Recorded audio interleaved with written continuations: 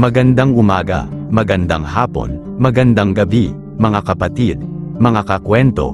Sa video na ito ay tatalakayin natin ang isang nakakalitong pangyayari sa buhay ng isang tao, tungkol sa oras ng kanyang kamatayan. Samahan ninyo akong alamin ang kasagutan ng isang tanong ng karamihan, kung ang kamatayan ay siyang kabayaran ng kasalanan. Bakit may purgatorio pa para sa mga kaluluwa? O bakit ipinagdarasal pa natin ang mga yumao?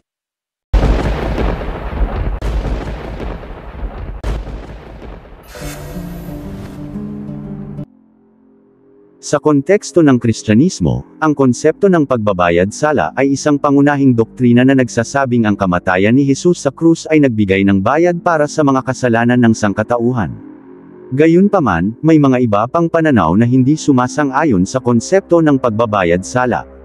Ang ilang mga tao ay naniniwala na ang kamatayan ay isang natural na bahagi ng buhay at hindi isang parusa para sa kasalanan. Ngunit sa Biblia ay sinabi ni Apostol Pablo sa aklat ng Roma Kapitulo 6 na bersikulo 23, ito ang mababasa. Sapagkat ang kabayaran ng kasalanan ay kamatayan, ngunit ang kaloob ng Diyos ay buhay na walang hanggan sa pamamagitan ni Kristo Jesus na ating Panginoon. Malinaw na sinabi ng Biblia, na ang kamatayan ng ating katawang lupa ay kabayaran ng ating mga kasalanan.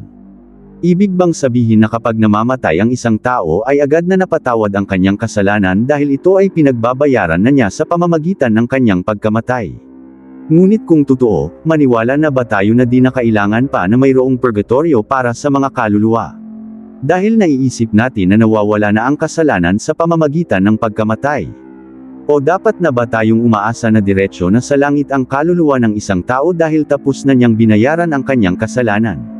Pero bakit ipinagdarasal pa rin ng simbahan o bakit may pagmamisa pa rin para sa mga kaluluwa? Ngayon liwanagin natin ang katotohanan, na kung sa panahon na ang isang tao ay mamamatay na. Ano ang klase ng kasalanan ang kanyang binabayaran? Totoong-totoo, na sa pamamagitan ng kamatayan ng kanyang katawang lupa ay may binabayaran siya na isang kasalanan. Ngunit ang kasalanang ito ay hindi niya ginawa, ito ay dahil nahawaan lamang siya sa kasalanan ni Adan at ni Eva. Ito ay mababasa natin sa aklat ng Roma Kapitulo 5 bersikulo 12. Ganito ang sinabi ng Biblia. Ang kasalanan ay pumasok sa sanlibutan sa pamamagitan ng isang tao, at ang kamatayan ay pumasok sa pamamagitan ng kasalanan. Ang kasalanan na ito ay siyang binabayaran ng ating katawang lupa. Sa panahon na ito ay mamamatay. Ngunit ang pagbabayad ng kasalanan na ito ay hindi ibinilang ni Jesus sa kanyang pagkamatay sa krus. Dahil ang pinakamalaking misyon ng pagkamatay niya ay ang pagbabalik ng grasya ng Diyos sa sangkatauhan na nawawala. At ang pagbabukas muli ng paraiso, na sinarado ng Diyos sa panahon ni Adan at Eva dahil sa kanilang kasalanan. Upang ito ay bukas na muli para sa lahat ng kaluluwa. Ito ay mababasa natin sa Ebanghelyo ni Apostol Mateo Kapitulo 27 bersikulo 51 hanggang 52, ito ang mababasa natin. Biglang nahati ang tabing ng templo, mula sa itaas hanggang sa ibaba. Nayanig ang lupa at nabiyak ang mga bato. Nabuksan ang mga libingan at muling nabuhay ang maraming banal na namatay. Subalit, ang tinatawag nating orihinal na kasalanan ay hindi niya dinala sa krus upang patawarin. Ang pagpatawad nito ay sa pamamagitan ng isang pagpapabinyag. Ngunit ang kamatayan na siyang kabayaran ng kasalanan ay hanggang ngayon ito ay aktibo pa rin sa sinumang tao na nabubuhay. Kung mamamatay ang isang tao, ito ay hindi na dahil na siya ay nahawaan ng orihinal na kasalanan, kundi dahil nasa kanya na ang isang taglay na isang makasalanang nilalang. At nakakalito dahil kung ang kasalanan ay tapos na itong binayaran sa pamamagitan ng kamatayan ng katawang lupa, bakit magdurusa pa rin ang kaluluwa sa purgatorio o sa impyerno? Ang sagot, ang pagdurusa ng isang kaluluwa sa ibang mundo ay hindi na dahil sa orihinal na kasalanan dahil ito ay nabayaran na niya sa pamamagitan ng kamatayan ng kanyang katawang lupa. Ang pagdudurusang ito ay dahil sa kanyang nagawang actual na kamalian habang siya ay nabubuhay pa. Ito ay mababasa natin sa Ebanghelyo ni Apostol Lucas Kapitulo 12 bersikulo 50, ito ang sinabi. Sinasabi ko sa inyo, kailanman ay hindi ka makakalabas doon hanggang hindi mo nababayaran ang huling sentimo.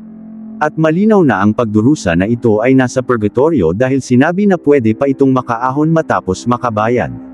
Kaya dapat malaman natin na hindi madaling puntahan ang nag-iisang langit, Ito ay dumaan sa napakahirap na proseso. Sikapin nating alamin kung ano-ano ba ang kailangang pagbabayaran natin bago tayo makapasok sa kaharian ng Diyos. Noong panahon na binayaran ni Jesus ang mga kasalanan natin sa krus, ni isang partisipasyon, wala tayong itinampu sa kanyang pagdurusa bilang isang abogado natin sa harap ng Ama na Diyos.